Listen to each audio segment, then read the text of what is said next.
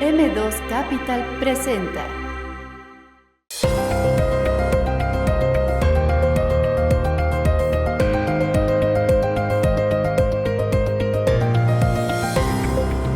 Hoy nos acompaña en el programa Gabriel Centeno. Bienvenidos a Inversiones y Negocios con servidor Juan Carlos Zamora, y aquí estamos nuevamente en un episodio más en Telefórmula, y hoy estamos con el licenciado Gabriel Baltasar Centeno, con el cual vamos a hablar sobre el procedimiento de cómo convertir la propiedad social en propiedad privada, es decir, cómo convertir los terrenos ejidales o comunales a propiedad privada. Así que vamos a hablar sobre un tema muy interesante. Bienvenido, licenciado Gabriel. Juan Carlos, como siempre, un honor estar con ustedes. Excelente. Oye, pues primero, platícanos qué es la propiedad social, en qué consiste el tema de tener un inmueble o un terreno, ¿verdad? De ejidal o comunal. Platícanos un poquito del mundo de la propiedad social. Pues bien, como tú mismo lo refieres, Juan Carlos, la propiedad social comprende lo que vienen siendo los ejidos, las comunidades y las colonias agrícolas y ganaderas. Son regímenes jurídicos especiales, Juan Carlos. Has de saber que a partir de la Revolución Mexicana, precisamente uno de los ejes torales de la Revolución fue el reparto de la tierra, la restitución de tierras que en su momento tuvieron nuestras comunidades, las comunidades prehispánicas, que, como su nombre lo dice, anteceden a la conquista española. Posteriormente, en la Revolución Mexicana, pues se constituyó la figura jurídica del ejido, y has de saber que casi el 50% de nuestra superficie, del territorio nacional, tiene alguna forma de propiedad social, aunque particularmente la figura que es más recurrida es la figura del ejido. Las comunidades las encontramos propiamente en entidades federativas tales como Chiapas y Oaxaca, y que, si bien es cierto, también son susceptibles a partir de la reforma del artículo 27 de 1992, estas pueden adquirir la forma de propiedad privada estricta y jurídicamente denominado adquirir el dominio pleno. Es decir, se le permite a los comuneros y a los ejidatarios, mediante un procedimiento, el poder concurrir ante el Registro Agrario Nacional, exhibir la documentación correspondiente para efectos de que en su momento esta superficie pueda ser convertida en un tablaje o en una nomenclatura. El 50% de la propiedad, del territorio nacional, hablas que prácticamente es propiedad social. Es correcto. ¿En qué partes del país es donde se encuentra la mayor cantidad? Platícanos un poquito cómo está distribuido. Pues mira, la distribución es uniforme, ¿de acuerdo? Tú como bien sabemos, ¿no? Las superficies de las entidades federativas a nivel nacional son heterogéneas, entonces atienden a grandes extensiones. No podríamos comparar, por ejemplo, Baja California con Tlaxcala, pero de alguna u otra manera en cada una de las entidades federativas existe la figura de algún concepto de propiedad social, particularmente en el caso del ejido, que es la figura más recurrida. Es aquella forma de propiedad que finalmente puede tener parcelas, puede tener tierras de uso común, puede tener zonas de asentamientos humanos, y que finalmente, si bien es cierto, es una prerrogativa establecida en la Constitución para los sujetos agrarios, sabemos, Juan Carlos, que finalmente, y propiamente tu programa que tiene que ver con inversiones, el mercado juega un papel relevante. Es decir, los desarrolladores, los interesados en invertir en propiedades, pues finalmente buscan este tipo de propiedades que en su momento pueden adquirir la forma privada para generar una plusvalía que pueda generar desarrollo y prosperidad en las unidades económicas que ellos manejan. Oye, mencionaste la palabra inversión, pero para muchos les da... Bueno, la primera pregunta es, ¿invertir en propiedad social es invertir? ¿Es inversión? Sí, aunque definitivamente no debemos de confundir algunos términos comerciales y coloquiales con los estrictamente jurídicos. Ejemplo, cuando se habla de compraventa de tierras ejidales, en el rigor jurídico, Juan Carlos, pues no pudiéramos señalarlo de esa manera. Coloquialmente, desde luego, sí. Lo que te permite la Constitución mexicana es una enajenación de derechos. Y para que esto ocurra, pues evidentemente lo óptimo, lo adecuado, es que se realice un due diligence respecto de la superficie que se ubica para que sea susceptible de ser adquirida. En este caso, afortunadamente, el gobierno federal pone a disposición de toda la ciudadanía mexicana algunos sistemas informáticos que nos permiten determinar en tiempo real si la superficie de propiedad social es un ejido, es una parcela individual, es una parcela colectiva, es una tierra de uso común, es una zona de asentamiento humano, y todo esto lo podemos advertir a priori. ¿Por qué creo que es importante para todos los desarrolladores e inversionistas, Juan Carlos? Porque te ahorra mucho tiempo. Es una revisión que puedes hacer de gabinete. Propiamente tu servidor a eso se dedica y es el tipo de análisis que muchas veces se realiza previo, en la etapa de planeación que tú muy bien conoces de todos los desarrollos. Oye, mencionaste la palabra derechos y muchos de los que nos ven, al final del día, algunos son emprendedores, algunos empresarios, inversionistas, y no muchos son especialistas en el tema agrario, ¿verdad? De la ley agraria, que ahorita vamos a hablar también de ella, o mejor dicho, de la propiedad social. Derechos, enajenación de derechos, ¿qué diferencia hay entre esta parte de la enajenación del derecho a una escritura pública? Platícanos, ¿cuál es la diferencia? Mira, como su nombre lo dice, la propiedad social es una propiedad grupal propiamente, si se puede decir así, a diferencia de la propiedad privada, en el que finalmente el derecho real asiste a una persona en lo particular. Esta es una forma de propiedad colectiva que reviste ciertas formas, que cuando, por ejemplo, tenemos el caso de una parcela individual, es el sujeto agrario, el ejidatario, el avecindado o el posesionario regular el que detenta un derecho y puede transigir sobre de él. Para el caso, lo que se establece entre un posible inversionista y este sujeto agrario es un contrato de enajenación.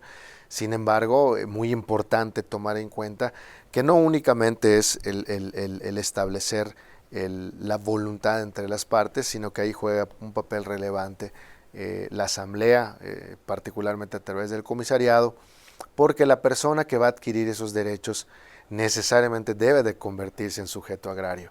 Es decir, la asamblea debe de reconocerle la calidad de ejidatario, avecindado o por lo menos posesionado regular, para que en su caso, una vez que el certificado parcelario pase a su nombre, y si tiene la intención de retirarlo del régimen ejidal y convertirlo a propiedad privada, pueda tener él la capacidad de comparecer ante el Registro Agrario Nacional para solicitar que se cancele ese certificado parcelario y que se emita un título de propiedad que finalmente lo va a inscribir en el registro público de la entidad federativa que corresponda. Mencionaste due diligence. Platícanos qué es el due diligence, qué consiste, qué revisas, qué verificas.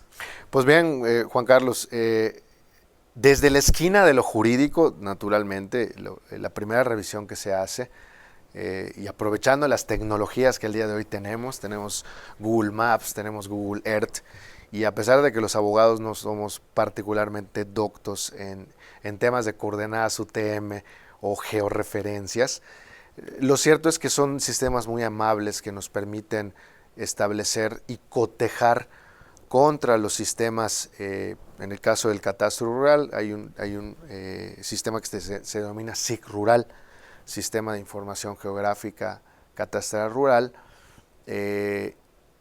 hablando de propiedad social. Y en el caso de la propiedad privada también se pueden hacer empalmes con los sistemas informáticos catastrales de los registros públicos que dependen de los gobiernos locales.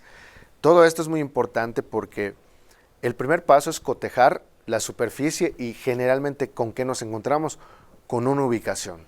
¿Cuál es la referencia por excelencia que se le menciona al cliente? Oye, encontramos una ubicación buenísima. Ok, es una ubicación buenísima, pero ¿está situado en qué? Está situado en un ejido, está situado sobre un terreno nacional, es fundo legal, es propiedad privada, es zona federal marítimo terrestre, existe alguna servidumbre de paso. Es decir, todo esto forma parte de un due diligence jurídico. Y cuando hablamos de un due diligence jurídico también podemos escindirlo en dos subespecies. Puede ser un due diligence agrario o puede ser un due diligence respecto de propiedad privada. o alguna cuestión más especializada como puede ser determinar si esta propiedad reviste algún tipo de litigio, tiene algún tipo de anotación o se encuentra subyúdice derivado de algún conflicto judicial. Todo eso es muy importante porque finalmente ustedes, los desarrolladores, Juan Carlos, pues juegan con el factor más importante o tienen un elemento sobre la mesa que es el tiempo. El tiempo, así es, y algo muy importante que al final del día, al hacer una inversión, puede ser una inversión de una oportunidad o puede ser una inversión de un problema si efectivamente no haces este due diligence de manera correcta. Y bueno, dijiste algo muy interesante que también existe allá afuera, que son los terrenos nacionales, ¿verdad? Y es algo que también ahí me gustaría profundizar, pero eso lo vamos a ver después de esta pausa y volvemos aquí a Inversiones y Negocios en Telefórmula. Bienvenido a uno de los sistemas más poderosos que existen en el mundo inmobiliario para multiplicar tu capital. ¿Estás buscando crear tu primer desarrollo inmobiliario? ¿Estás buscando diversificar tus ingresos? ¿Eres empresario o eres inversionista y tienes ese sueño de convertirte en desarrollador inmobiliario? Bien, hemos creado este curso online donde mediante sesiones a la hora que tú quieras tomar vas a aprender a cómo hacer un desarrollo inmobiliario. Regístrate en este momento a este curso online de cero a desarrollador inmobiliario.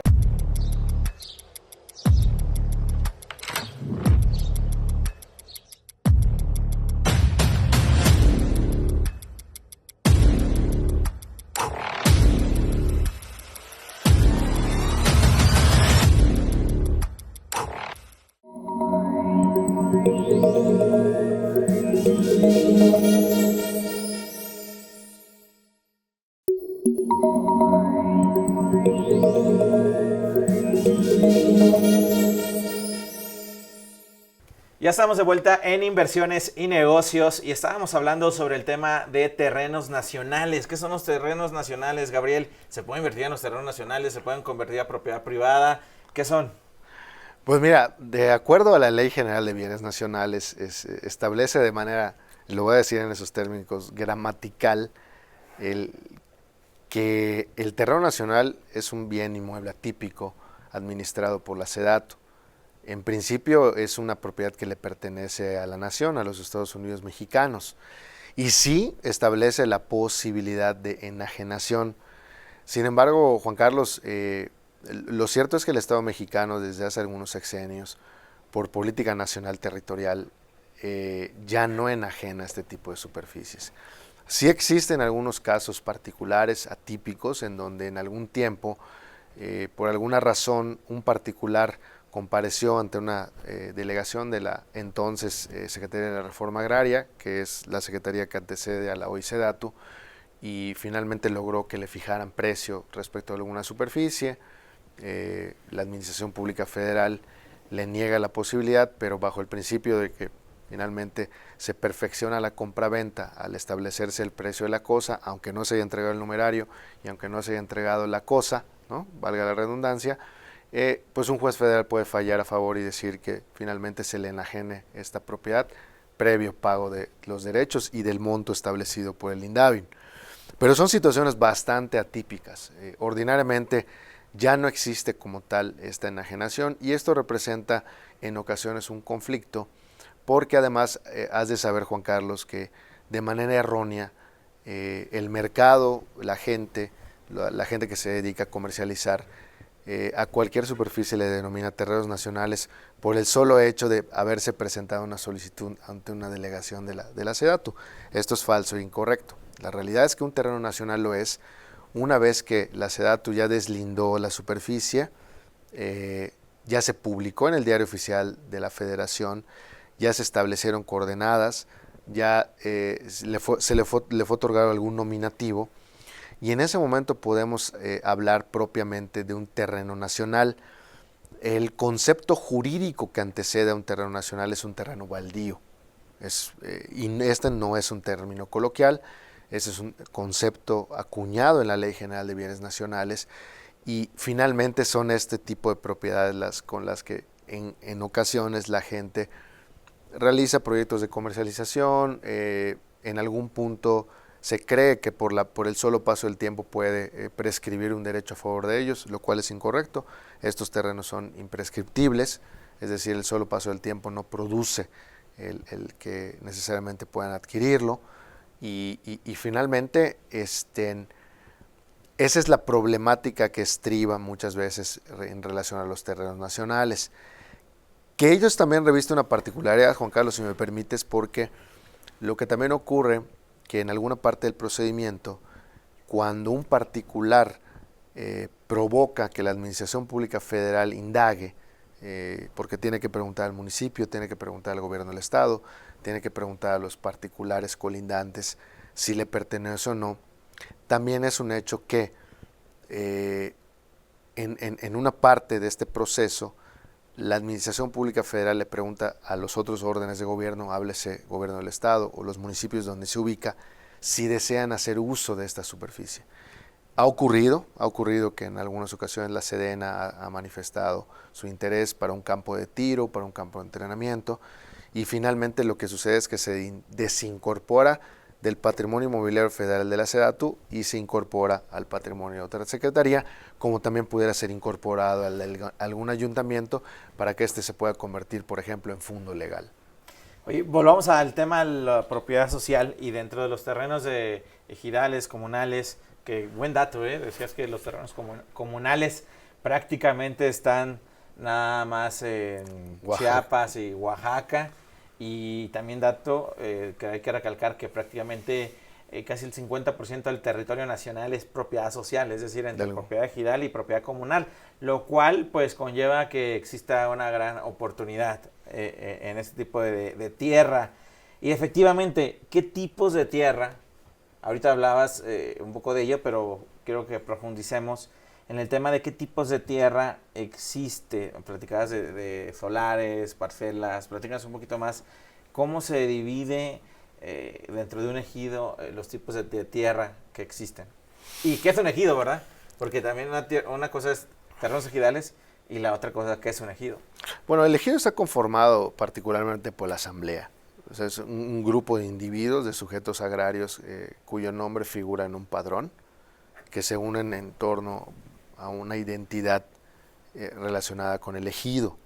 Es una forma de propiedad colectiva y esta superficie es administrada a través de una asamblea, cuya asamblea está representada por un comisariado ejidal, es decir, cada 3 años ellos eligen a un presidente, a un secretario, a un tesorero.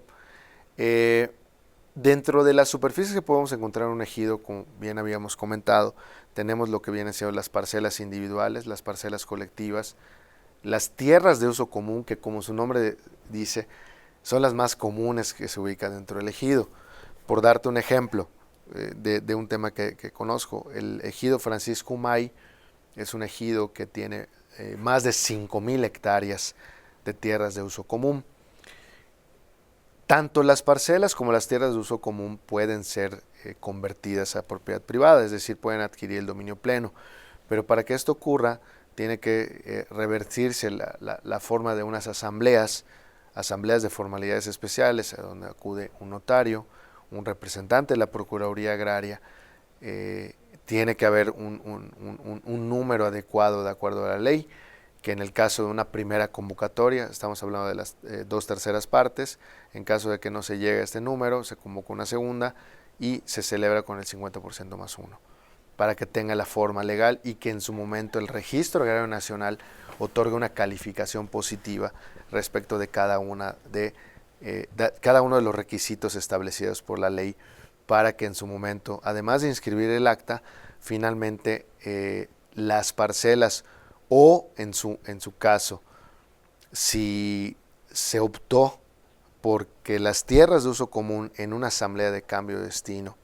adquieran la forma de solares urbanos, es decir, ya no pasan por la etapa de ser parcelas, sino que directamente las tierras de uso común se maneja un planito, se lotifica y estos solares urbanos son inscritos ante el catastro municipal, previo desahogo de varios requisitos. No necesariamente tiene que pasar como una parcela. No necesariamente. El detalle está, y eso es un dato para conocedores, es que usualmente se acude al camino largo de las parcelas por el beneficio fiscal. Okay. Es decir, en la primera enajenación, el ejidatario, vale la redundancia, enajenar sus derechos, goza del beneficio fiscal de la exención del ISR, como no ocurre en el caso de los solares urbanos. Pero eso cuando ya tiene un título de propiedad.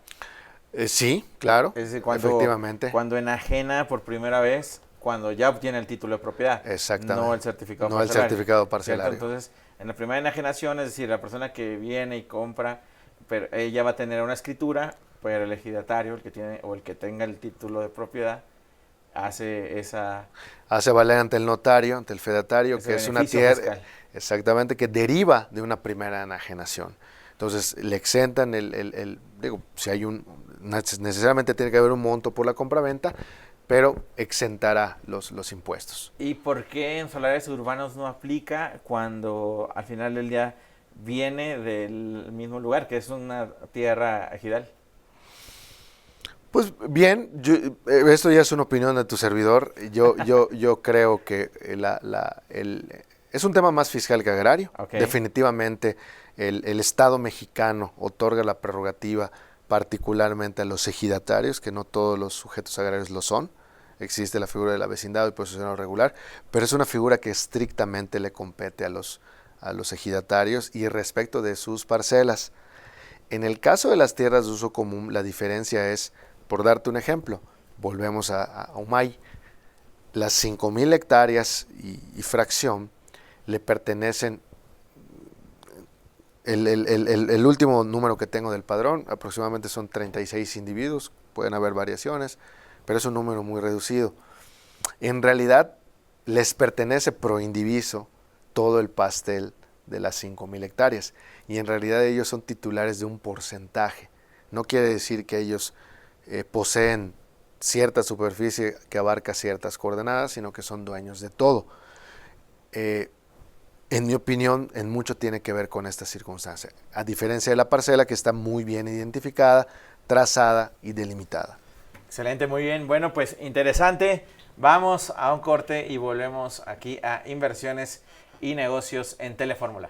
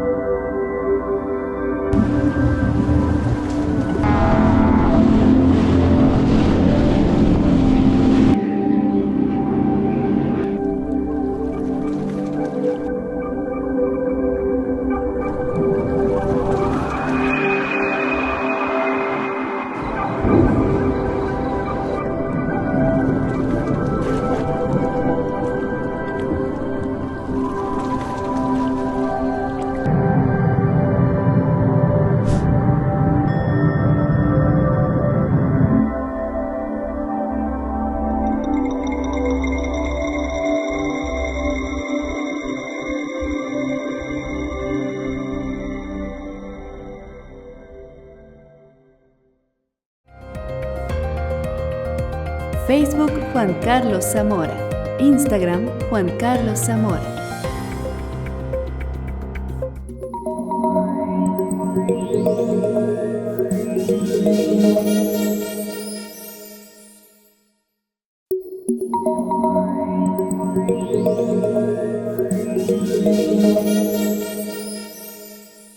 Ya estamos de vuelta aquí en este programa que estamos hablando de inversiones y negocios, específicamente el día de hoy, sobre el procedimiento que necesitamos hacer para convertir propiedad social en propiedad privada.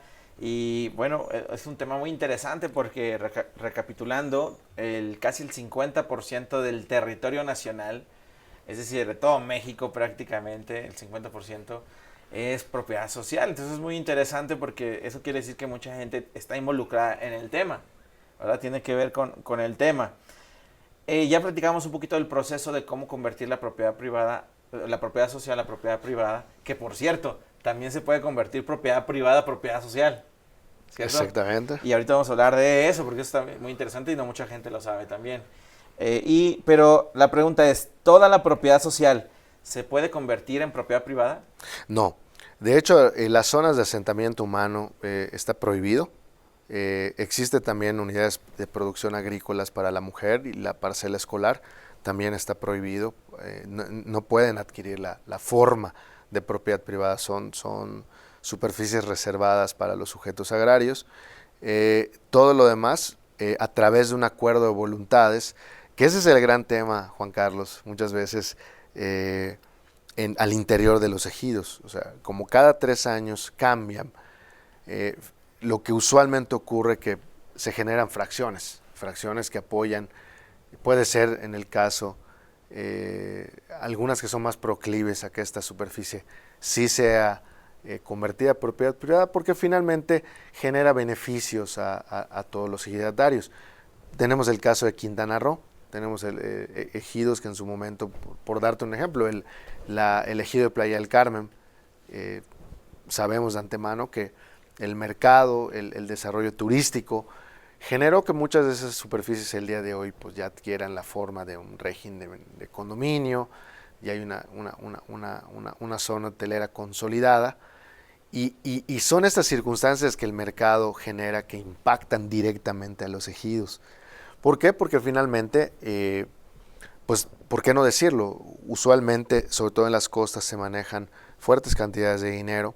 Entonces es ahí donde el Estado mexicano, a través de la Procuraduría Agraria, funge como un intermediario para poder establecer las mejores condiciones, sobre todo mirando a los sujetos agrarios. Muy bien. Oye, platícanos un poquito de qué organismos precisamente intervienen dentro del mundo de la propiedad social, de los ejidos, de todo esto. Ahorita dijiste uno, la Procuraduría Agraria. Platícanos de qué diferentes organismos existen y qué hace cada uno de ellos. Bueno, de entrada, la SEDATU tiene funciones, la SEDATU es cabeza sectorial. Pasa algo muy curioso, mi estimado Juan Carlos, que muchas veces los terrenos nacionales son confundidos con temas agrarios, y no necesariamente es así. En realidad los terrenos nacionales, ya lo habíamos comentado en otro de tus programas, sí. Sabemos que en México existen 3 tipos de propiedades, calidades: la propiedad privada, la propiedad social y la propiedad pública. En realidad los terrenos nacionales recaen dentro del régimen de la propiedad pública. Podemos decir que reviste la misma forma de un parque, de una isla, sí, de un cayo, y sin embargo el terreno nacional es un asunto que puede ser, por jurisprudencia, también analizado por un juez agrario. Okay. Son de esas situaciones que muchas veces son atendidas por el sector agrario, por decirte la SEDATU, que también en la misma SEDATU existe un comité para la atención de conflictos agrarios. También tenemos el FIFONAFE, que es el Fideicomiso Fondo Nacional de Fomento Ejidal, que muchas veces funge como una caja receptora cuando en su caso la federación adquiere superficie de ejidos. Ahorita tuvimos algunos proyectos fuertes como fue el Tren Maya, sí, o la constitución de algunos parques nacionales, o algunas obras de interés públicos que finalmente pasan por la superficie de los ejidos, y entonces el FIFONAFE funge como intermediario. ¿Se puede expropiar los terrenos federales? Mira, de acuerdo al 27 constitucional, y esto no es una situación novedosa, siempre por causas de utilidad pública el Estado mexicano puede expropiar.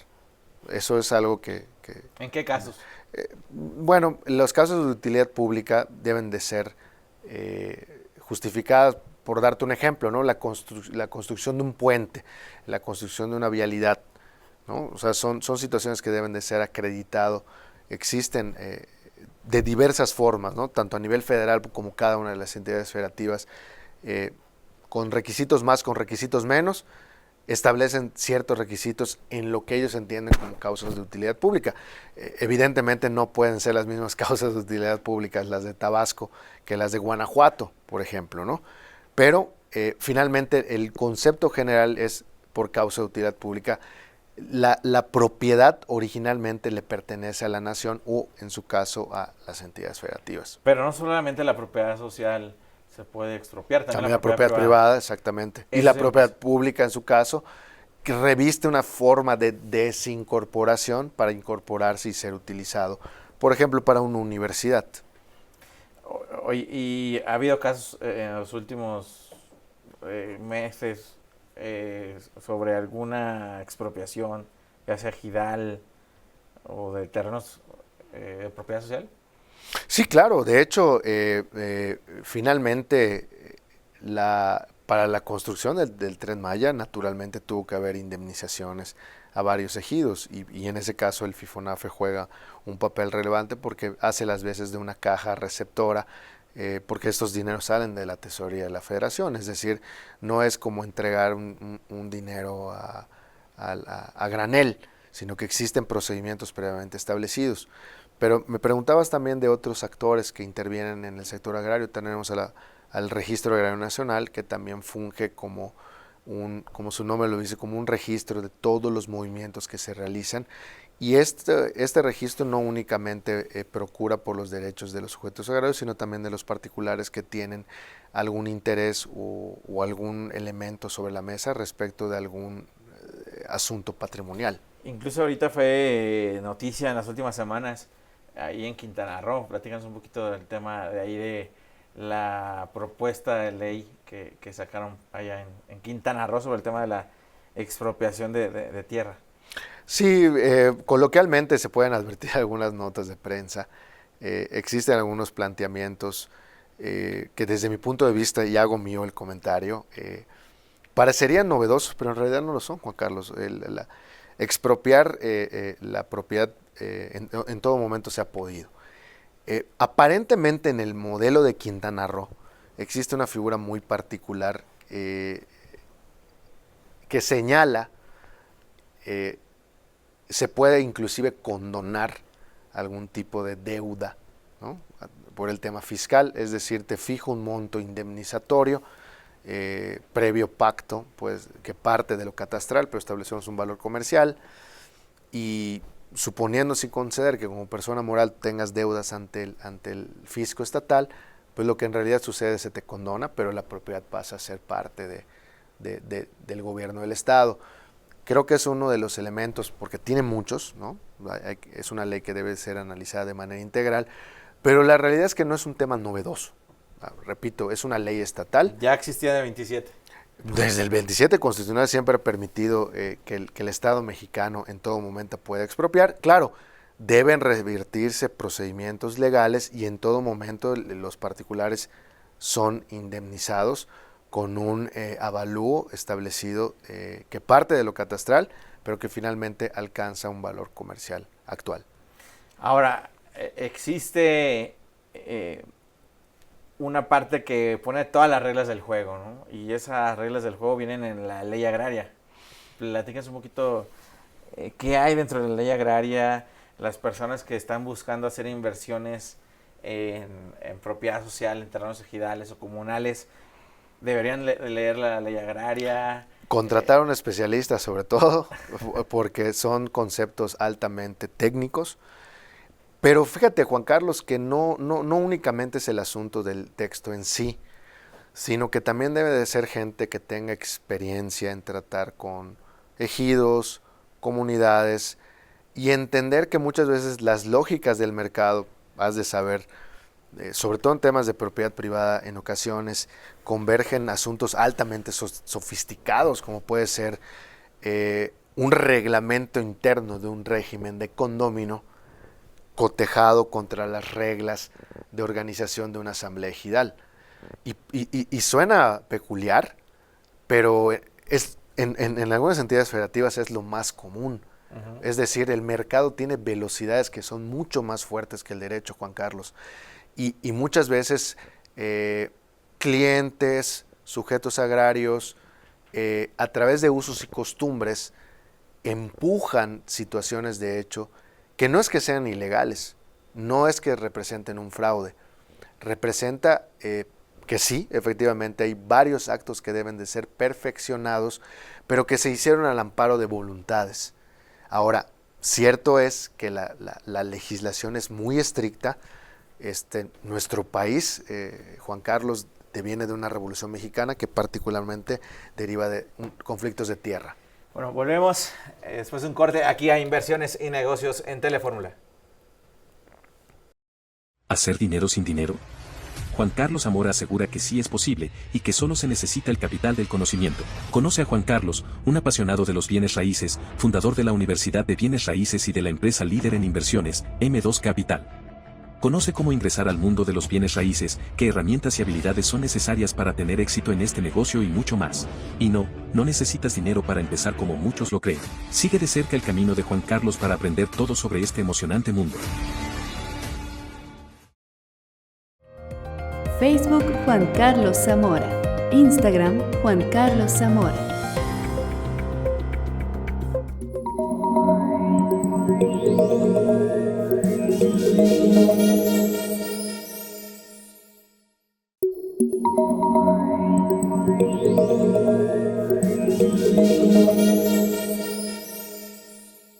Ya estamos de vuelta aquí en Telefórmula y estamos aquí hablando con el licenciado Gabriel Centeno sobre un tema muy interesante de la propiedad social en México.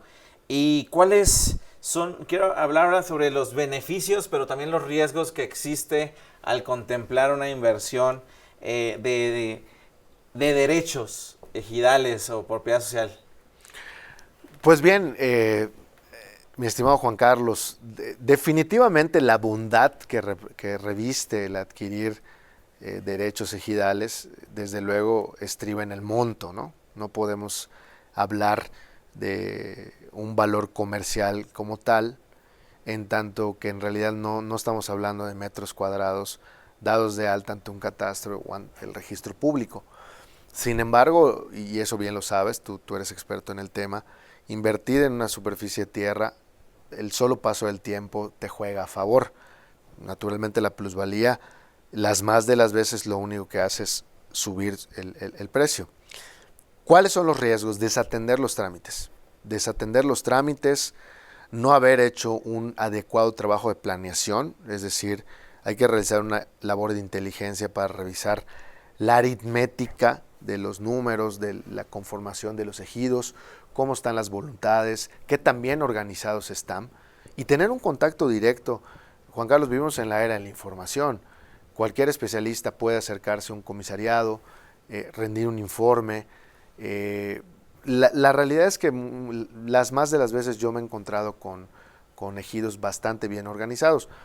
Pero bueno, ¿por qué no decirlo? Hay excepciones a la regla. Hay ejidos que son muy conflictivos por pleitos históricos, situaciones más de factor humano que jurídicos. Pero bueno, un adecuado due diligence nos puede evitar un dolor de cabeza, no propiamente porque no pueda salir el proyecto, sino que puede demorarse más tiempo de lo previamente planeado. Mencionaste la palabra plusvalía. ¿En los terrenos de propiedad social existe la plusvalía? Y si existe, ¿cómo se genera? Sí, desde la esquina del mercado. Desde la esquina del mercado, ¿por qué no decirlo, Juan Carlos? El día de hoy el mercado le está otorgando valor inclusive a los tokens, a los bits, a situaciones intangibles, ¿no? Uh-huh. Por supuesto que la tierra ejidal tiene un valor, tiene una plusvalía. Location, dicen los norteamericanos en relación sí. a las tierras, a los bienes inmuebles, y lo mismo aplica para las tierras ejidales. Resulta ser que quedan cerca de hoteles, quedan cerca de las costas, quedan cerca de desarrollos habitacionales, y esto lógicamente, aunque de manera intangible, pues en un benchmarking, en un análisis de números, por supuesto que nos lleva a concluir que si antes costaba 10 pesos, por la sola colocación de un Walmart o de un supermercado, le impacta directamente. Claro, es que esta circunstancia la vamos a ver impactada hasta el momento que tengamos una cédula catastral. Y en ese momento, muy probablemente el valor de tu contrato ejidal, que en su momento, voy a dar un ejemplo en Greña, si tú fijaste un valor de 100 pesos el metro cuadrado, probablemente ya tu cédula catastral te va a otorgar un valor de 1,000 pesos el metro cuadrado. La certeza jurídica. La certeza jurídica. Le da plusvalía. Total y absolutamente. Y la bondad es que no le inviertes un solo peso, es decir, el terreno está ya asentado. Bueno, a ver, la certeza jurídica, no es que no tengas certeza jurídica. La tienes. Porque para eso Sí. hay una ley agraria y para eso está... Y la Constitución permite que se convierta en propiedad privada. Sino que vas aumentando, digamos, le va dando una mayor certeza jurídica al mercado. Exactamente. Que es diferente. Es correcto. ¿Cierto?